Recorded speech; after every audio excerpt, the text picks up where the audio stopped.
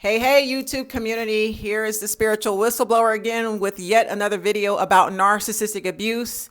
Before we get into the video, I am available for phone coaching, 15-minute, 30-minute, 1-hour sessions. If you're international, that's not a problem. I do WhatsApp and Zoom sessions. Just click the link below. You can book your appointment through my online booking system, okay? And that's about it.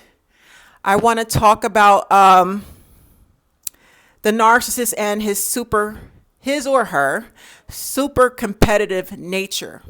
They love to jump into secret competitions with people that they secretly admire and hate at the same time. So they admire you because you're a super empath, you're brilliant, you're talented, you look good, you dress nice. They look up to you and they admire you in a very sick way. However, they're also jealous of you. So what they will do is they will befriend you, size you up, take notes on what makes you great. Then they'll take the information and try to upstage you behind your back. And like when you find out about it, it's like mind blowing, like, damn. You seriously was trying to compete with me and I didn't know anything about it. Like if you introduce them to your circle of friends, your business partners, constituents, they will go behind your back and cause division amongst your friends and colleagues after you just introduced them. They met your colleagues through you. However, they're trying to befriend your colleagues and upstage you and be a better friend to them and connect, and divide everybody. They cause discord.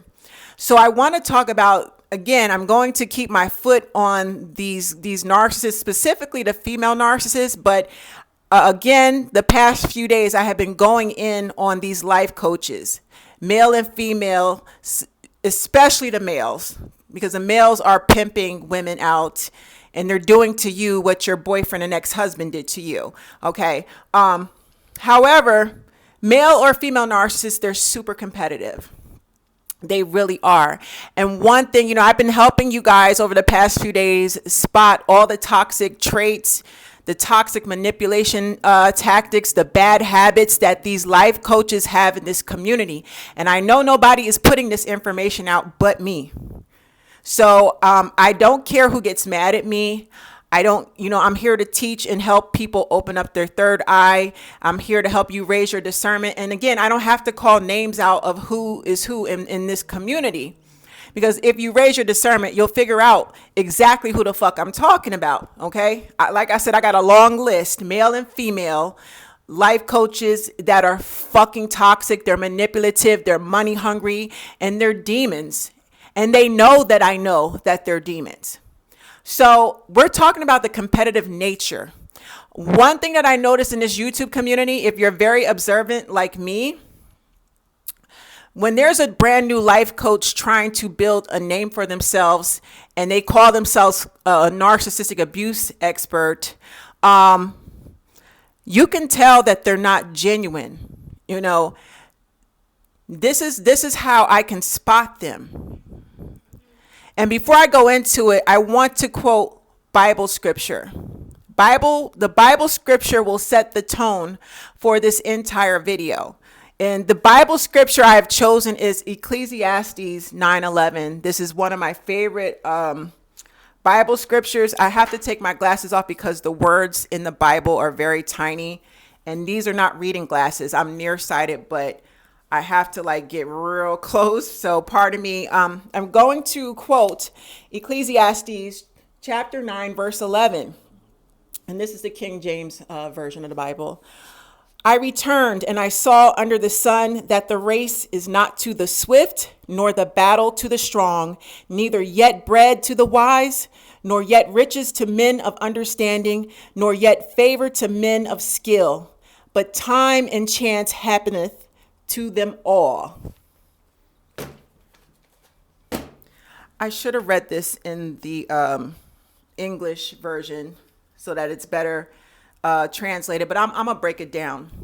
That Bible scripture is so powerful because what it does is it's basically teaching people that Just because someone's in competition with you and they think that they're beating you doesn't mean that they're going to win in the end. When it's your time, it's your time.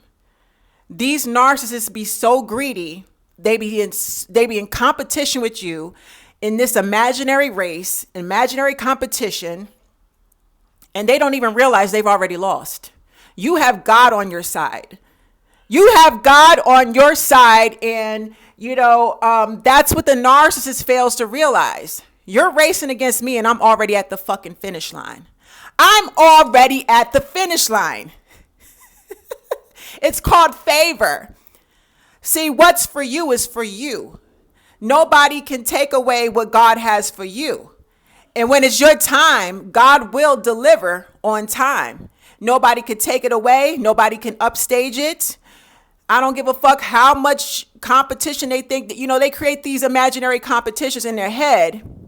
So in this YouTube community, when these fake ass motherfucking life coaches call themselves trying to build up their channels, they're not concerned with the quality of their content. Their concern is, oh my God, I got to get my numbers up. How am I going to get my numbers up? I got to cheat my way up to the ladder. I got to do what I got to do. The subscribers, the likes, the shares, the clicks. I got to get money. I'm money hungry. Oh my God, I got to get on this live super chat and get all these donations. That's all I care about. The my views, my clicks, the statistics, the numbers. Fuck the quality of the content. As long as I'm getting paid, as long as I have a high amount of subscribers, as long as I got these dummy ass subscribers following me foolishly because they don't have discernment. The narcissists in this community, these fake motherfucking life coaches, these psychopaths, they don't care about you. They care more about their numbers because they steal content from the real life coaches, the empaths, and they regurgitate it, recycle it, and they're in this imaginary rat race. I've been in this YouTube community for motherfucking years. I never sped up the process. I never got in competition. Never. Slow and steady wins the motherfucking race. Who remembers the story of the tortoise and the hare? Y'all see where I'm going with this? This is why they hate my ass, cause baby, they can't nobody run no fucking game on me. I call it as I see it. Who remembers the story of the tortoise and the hare? Now remember, I just quoted Ecclesiastes 9:11. The race is not to the swift. What does it mean when the scripture said the race is not to the swift? Somebody relay this motherfucking message and Bible scripture to the fucking narcissists in this community that are in competition. They social climb. Do I need to call names? I said I wasn't going to call names, but I want to call some names. Let's go back about a year ago in this community. I'll start with 2 female channels. They hide behind religion. They're fake as fuck. And when they were new to the YouTube community, what they did was they social climbed and used each other to build each other's channels and numbers up. And then they're so fucking greedy. They invited an abusive man to join them. So it was a three-way type of thing where all 3 of them were building off of each other's channels. And they, what disgusted me about these 2 female content creators, since they call themselves narcissistic abuse experts, they found out that this man who is also another YouTube content creator, when they were doing all 3, they were working together, doing their lives together, collecting super chat money and all that shit.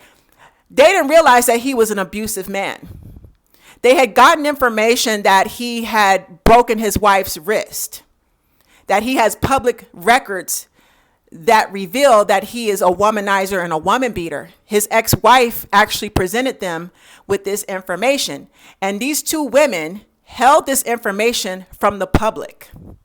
Now, this is pick me. Y'all know how I feel about women that assist narcissistic men with abusing other women. This is pick me energy. Both these women, and I dare them to fucking say something to me because I will roast their ass up and down. Don't email me with no bullshit because you will get roasted. Just because I didn't mention your name, you better just walk on along and stay silent, sis, because I got this. You got one time, either one of you, to email me, and I'm going to roast the fuck out of you. Step. Keep it pushing because you're guilty about what I'm about to accuse you of. Both you women call yourselves sirens. Come on, spirit. There go the sirens. You better not tell me I'm not anointed. Both women knew that this man that they were doing a live with was violent towards women. And both of these women, their audience consists of females. You have a large female audience, and you had information on a violent man who also has his own channel. And you sat back and you withheld it from the public. Information that could help a lot of women. Because you were more worried about protecting your image. You didn't want to rock the boat. You didn't want to rock the cradle. You were worried about everything except for your female audience. So it took a real bitch like me to put this motherfucker on blast. I put his ass on blast. Because if this is a community of domestic violence survivors and we got men like this roaming around and you call yourself narcissistic abuse expert and advocate for domestic violence, you have an obligation to warn these women in this community that we got a predator, a violent predator amongst us. And you ladies didn't do that. You withheld the information. Now I dare you to come for me. I was the real bitch. I put the information out there. I know y'all don't like me. And I could care less. But as long as I have information, if I find out any information on any of these male life coaches in this community, if I find out that they have domestic violence records that are verifiable, because I can hear rumors. I don't put people on blast based on rumors. I need to see receipts. And I sure enough had receipts because his ex-wife showed me the medical paperwork. His wife showed me the write-up from the doctor stating it's domestic violence, and he broke it. I saw the x-ray. She had the pin, they had to put a screw in her wrist to put her wrist back together. He snapped her wrist in fucking half, and you withheld the information. What type of life coach would withhold information vital to a community of domestic violence survivors? Shame on you, ladies. But let me get back to it because I'm getting off track. All three of them were social climbing. Where I'm going with this, I'm trying to teach y'all what social climbing is. When these life coaches come into this community and they're thirsty and they're narcissistic, their first train of thought is, I need numbers. I need subscribers.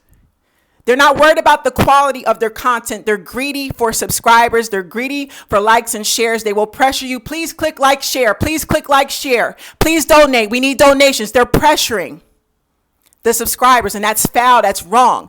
And there's a lot of people in this community that social climb and build their channels up off of each other. Pay attention. It's a whole lot of them that do it.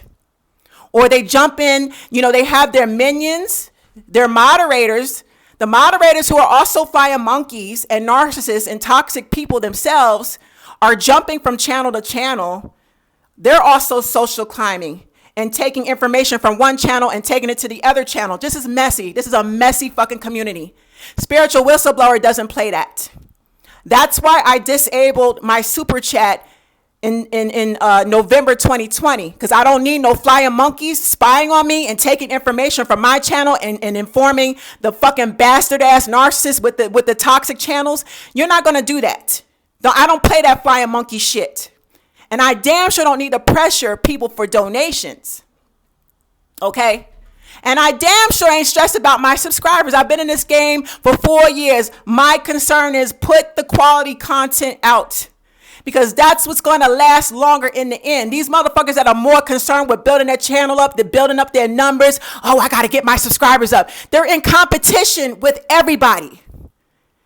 The more subscribers, it means the more money they're going to donate to my super chat. Subscribers. I need more subscribers. I need more clicks, likes, shares. I need more money. They're greedy. They're greedy.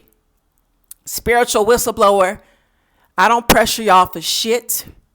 They can never accuse me of running my super chat. I ain't got no motherfucking flying monkey moderators. That's why they mad. They can't. And they still in competition, and I'm still winning. It doesn't even matter how many subscribers a bitch has. Instagram deleted my page. I have 42,000 subscribers. On January 1st, they deleted all my content. Was it fucked up? Absolutely. But this is how favor works, because right now on TikTok, I'm about to hit 100,000 followers. Less than 2 weeks, I've gained almost 30,000 followers on my TikTok. So the 42,000 that I lost on Instagram, I quickly gained within a couple of weeks on my TikTok. See, favor ain't fair, because I'm not in no competition with nobody. I'm not in a race. I'm just me. I'm authentic. My content is authentic. I don't have to steal from anybody, because the shit I talk about ain't nobody talking about in this motherfucking community. But I want y'all to pay attention in this community. There's a whole lot of social climbing. They jump in each other's live chats. They donate in money. It's all a setup. It's a game that they're running on everybody. And all they care about is them numbers and them donations. It ain't hard to tell. Those that are authentic in this community, we don't pressure people for money or donations. We are more concerned with healing people, because we understand that our blessings will come from God. I have received tremendous blessings from God, greater than any donation on a fucking super chat. And he's still blessing me. That's why my video went super viral on a national daytime talk show the other day. How can any of these motherfuckers top that? But while they worried about their subscriber count and their donations, top that. The tortoise versus hare. Let's wrap this up. Who won the race between the tortoise and the hare? Somebody relay this story, because sometimes people got to be reminded. Who won the race between the tortoise and the hare, and why? See, that rabbit thought he was so motherfucking conniving. He thought he was going to have the one up because he was faster. See, the narcissist represents that hare. Y'all know what a hare is, the rabbit. This is the narcissist right here. Oh, I'm going to beat the turtle. I'm quicker. I'm faster. I'm smarter. And you're stupid. Because the tortoise has all the wisdom. The tortoise has all the wisdom, the knowledge. And the tortoise is not in a rush, because the tortoise understands that slow and steady wins the race. You got to build up the momentum. You got to teach. You got to understand what quality over quantity means. That's why the tortoise ended up winning at the end. We as empaths represent the tortoise, or rather the tortoise represents the empath. While this greedy ass, money hungry ass hare represent the toxic narcissists, the gold diggers, the Jezebels, the pimps in this motherfucking community, greedy and money hungry and pressuring people for fucking donations and obsessed with getting their subscriber count up. You know, they're in a competition. Bitch, if I had 100 subscribers, I still would be at the finish line. I still would be shitting on these motherfuckers that had more numbers than me. Never ever focus on the numbers. Focus on the quality of your content, because you never know who's watching, and you're going to stand out from all the others because you're different. You'll be hated. You'll be gossiped about. They're going to gaslight. They're going to use everything against you. Ignore it and keep going, because you're going to stand out like a fucking diamond. Because the shit they doing, they don't stand out. It's basic shit. It's repetitive shit. Everybody's doing it.